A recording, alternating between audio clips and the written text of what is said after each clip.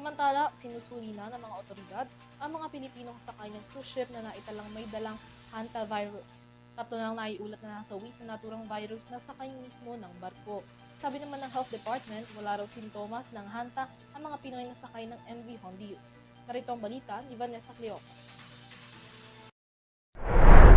Hindi nagpakita ng anumang sintomas ng hantavirus ang 38 Pinoy cruise seafarers na sakay ng MV Hondius na naglayag sa Atlantic Ocean kung saan may nakumpirmang outbreak ng sakit na may kumpirmado ng 3 nasawi.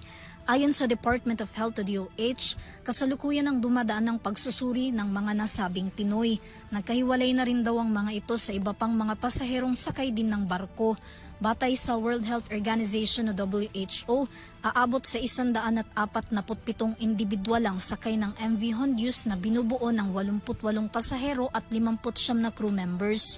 Umalis ang barko sa Ushuaia, Argentina noong April 1 na naglayag pa South Atlantic na huminto sa iba't ibang mga liblib na lugar at diverse region.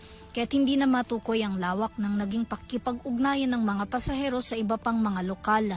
Ang unang kaso ng sakit na isang lalaki, nagkaroon ng lagnat, pananakit ng ulo at mild diarrhea noong April 6. April 11 naman ang magkaroon ito ng respiratory distress na kalaunay nasawi rin sa parehong petsa. Ibinaba ang bangkay nito sa St. Helena na bahagi ng British Overseas Territory noong April 24.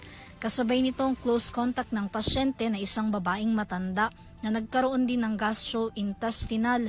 Pumanaw rin ito noong April 26 na papunta sana sa Johannesburg, South Africa, kung saan noong May 4 lumabas ang PRC test ng babae na nakumpirmang positibo sa hantavirus. Ang parehong nasawi ay nakumpirmang bumiyahe muna sa South America at Argentina bago sumakay sa barko noong April 1. Ang isa pang babaeng pasyente na may sintomas ng pneumonia na nasawi rin noong May 2 ay nagpositibo rin sa hantavirus. Ang 4 pang individual na pinaghihinala ang positibo rin sa sakit na may sintomas ng lagnat at gastrointestinal ay kasalukuyan pang naka-onboard sa barko at sinusuri sa medical team ng Cabo Verde. Pinaniniwalaan naman ng WHO na nagkaroon ng posibleng human-to-human transmission ng hantavirus sa loob ng barko na tinukoy partikular sa mga magkakasama sa cabin. Samantala, kaugnay pa rin sa mga Pinoy na kasama sa barko, tiniyak ng DOH na tuloy-tuloy ang koordinasyon ng ahensya sa WHO International Health Regulation System para sa kasalukuyang kalagayan ng mga seafarers. Sa ngayon, inaantabayanan pa raw ng DOH kung saan pinal na dadaong ang MV Hondius na kasalukuyan ngayong nakatigil sa Cabo Verde. Sabi ni Health Undersecretary at Spokesperson Albert Domingo, ang hantavirus ay wala pang gamot, ngunit maaari naman daw maiwasan sa pamamagitan ng tamang handwashing at iba pang precautionary measures. Wala pa raw ganitong sakit na nakumpirma dito sa Pilipinas.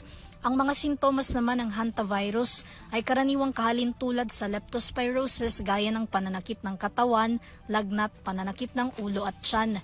Sa dumi o ihi ng daga na kukuha ang nasabing sakit, pinakamarami namang kaso ng hantavirus na naitatala sa buong mundo ay nagmumula sa Europe at Asia.